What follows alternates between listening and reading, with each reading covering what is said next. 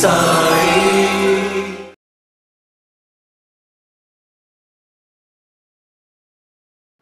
కాబట్టి సేజహారతి మనం చూస్తే సేజహారతి అనగా పవలింపు సేవ, ఆ తండ్రిని నిద్రింపచేసే భాగ్యము.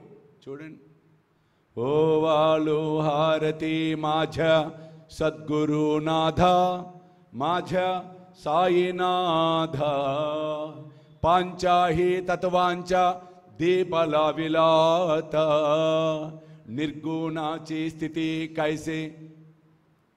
చూసినట్లయితే ఇక్కడ ఆకరాలి.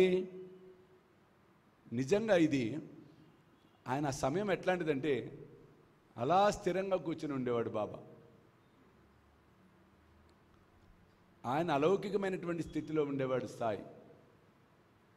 అటువంటి అలౌకికమైన స్థితి వాస్తవంగా ఒక ఆయన అడిగాడు నన్ను, స్వామీజీ ఆయనకి నిద్ర ఏమిటి మెలికేమిటండి నా బొంద, ఆయన నిద్ర ఏముందండి, ఆయన పరబ్రహ్మ స్వరూపం కదా, ఆయనకి నిద్ర ఏమిటి, ఈ హారతులు అవసరమా అని అడిగాడు ఒక ఆయన. మంచి ప్రశ్న ఆయన అడిగింది, ఎక్స్ట్రాడినరీ క్వశ్చన్. నిజమే, పరబ్రహ్మ స్వరూపానికి నిద్ర మెలకువ ఉండదు, పరమాత్ముడికి ఏమి ఉండదండి.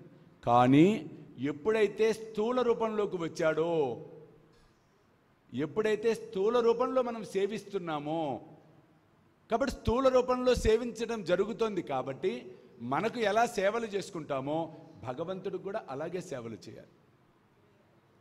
అలా కాకుండా సాకార రూపం లేకుండా నిరాకార ఉపాసన చేస్తూ ఉన్నప్పుడు అప్పుడు అవసరంలా, హారతులు అవసరంలా, అసలు ఏమీ అవసరంలా, నివేదనలు కూడా అవసరంలా. వేలాది మంది సాయి భక్తులు ఎదురు చూస్తూ ఉన్న ఘడియలు మరలా రాబోతూ ఉన్నాయి.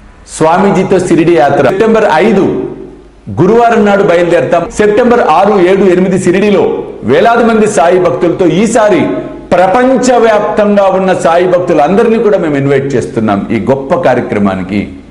కాబట్టి మీరు నాతో రావాలి, ఈ యాత్రలో పాలు పంచుకోవాలి అనుకుంటే త్వరితగతిన కింద కనిపిస్తున్న ఫోన్ నెంబర్స్కి ఫోన్ చేసి మీ టికెట్ సెటిల్ చేసుకునే ప్రయత్నం చేయండి. ఎందుకు, నువ్వు సాధన చేస్తుంది నిరాకారంలో, నిరాకార స్థితికి వెళ్ళిపోయావు నువ్వు. కానీ నిరాకార స్థితికి వెళ్ళాలి అంటే అది నిజంగా అది ఒక వరం, గురువు ఇవ్వవలసిన వరం. అది ఆ పరిపక్వత వచ్చినప్పుడే ఆ స్థితిని మనం పొందటం. ఉపాసనలు అలా ఉంటాయి. మొట్టమొదటిది దేవతా ఉపాసన. మీ ఇంటి ఎలువేలుపులను పూజించాలి. బాబా చెప్పాడు క్షీరసాగర్ భగవంతరావు కథలో. బాబా ఏమన్నాడో చూడండి, వీడి తండ్రి నా దగ్గరికి తరచుగా వస్తూ ఉండేవాడు. వీడి తండ్రి చనిపోయిన తర్వాత నన్ను విఠలుణ్ణి మాడుస్తున్నారురా, అన్నం పెట్టటంలా. ఆ భక్తుడికి వణుకు పుట్టేసింది. ఎందుకు, తన తండ్రి చనిపోయిన తర్వాత నుంచి విఠలుణ్ణి సేవించట్లా, బాబాని పట్టించుకోవట్లా. అతను ఒక్కసారి అమాంతం బాబా పాదాల మీద పడి, బాబా క్షమించి బాబా,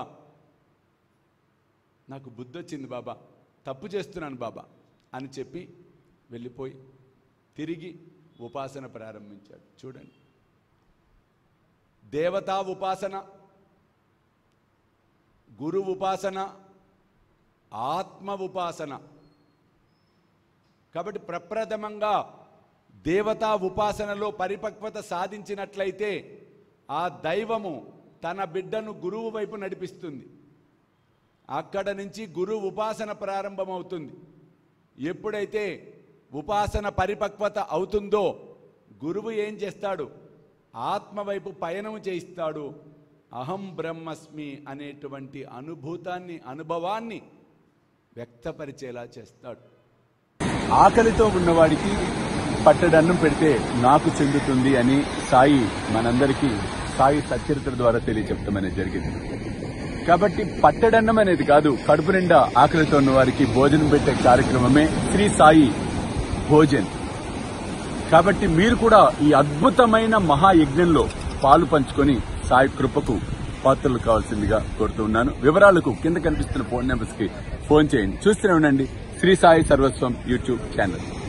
కాబట్టి ఇవన్నీ సాధన మార్గాలలో ఉన్న స్థితులు, గతులు, ఇవన్నీ తెలుసుకునేది గురుముఖత.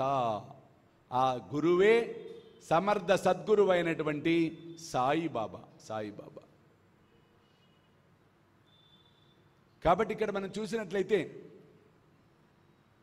సేజహారతిలో ఓవాళు హారతి మాఝ సద్గురునాథ మాఝ సాయినాథ పాంచాహి తతవాంచా దీప లావిలాత. అంటే 5 తత్వాలను 5 ఒత్తులుగా వేసి, పంచహారతిలో ఉన్న 5 ఒత్తులు ఏమిటిట? మధ్యాహ్నం ఏమంటున్నాం, ఉదయం ఏమంటున్నాం? కామ క్రోధ మద మత్సర అటుని కాకడాకేలా. సేజహారతికి వచ్చేటప్పటికి ఏమంటున్నాం? పాంచాహి తత్వాంచా దీప లావిలాత అంటున్నాం. చూడండి ఎట్లా మారిందో.